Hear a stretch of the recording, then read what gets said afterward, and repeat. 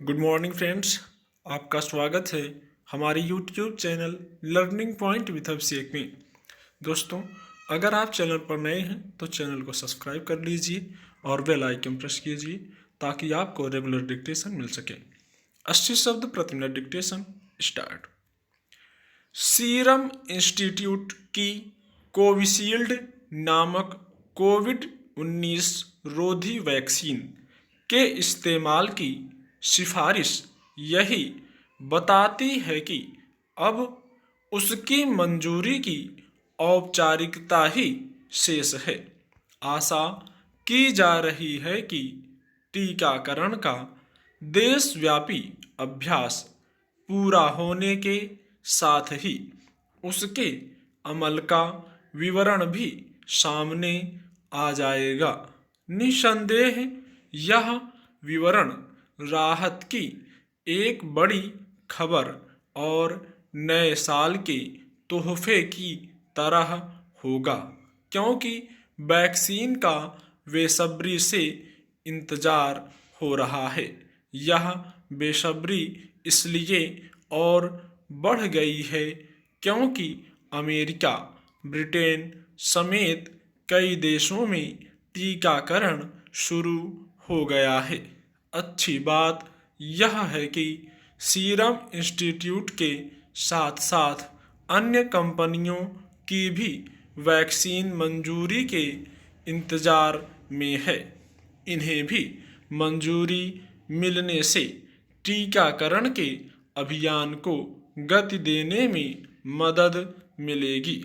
इसे गति देने की जरूरत भी होगी क्योंकि पहले चरण में ही 30 करोड़ लोगों के टीकाकरण का लक्ष्य है। चूंकि यह एक बड़ी संख्या है, इसलिए यह स्वाभाविक है कि इन सभी को वैक्सीन लगाने में समय लगेगा। टीकाकरण अभियान सही तरह से चले और पात्र लोग ही बिना किसी परेशानी और गफलत के उससे लाभान्वित हों, इसके लिए केंद्र और राज्य सरकारों के साथ सभी संबंधित विभागों को गंभीरता का परिचय देना होगा। ऐसा कोई अभियान तभी सफल हो सकता है जब उसमें शामिल लोग हर स्तर पर तालमेल कायम करेंगे। उम्मीद है कि ऐसा ही होगा और यह अभियान एक मिसाल बनेगा। इस उम्मीद के बाद भी कुछ समय तक धैर्य धारण करने और कोरोना के संक्रमण से बचे रहने के लिए जरूरी सावधानी बरतने की आवश्यकता होगी, क्योंकि वैक्सीन की दूसरी खुराक के उपरांत ही लोगों का शरीर कोरोना वायरस के संक्रमण से बचने की क्षमता से लैस हो पाएगा। साफ है कि यह मानकर नहीं चला जाना चाहिए कि टीकाकरण शुरू होते ही महामारी से पीछा छूट जाएगा।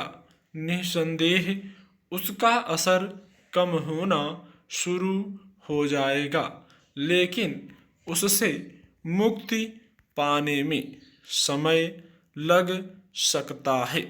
टीकाकरण शुरू होने के बाद भी सतर्कता का परिचय देने की आवश्यकता इसलिए भी होगी क्योंकि कोरोना वायरस के उस बदले हुए रूप ने भारत में भी दस्तक दे दी है, जिसने ब्रिटेन में चिंताजनक स्थितियां पैदा कर दी हैं।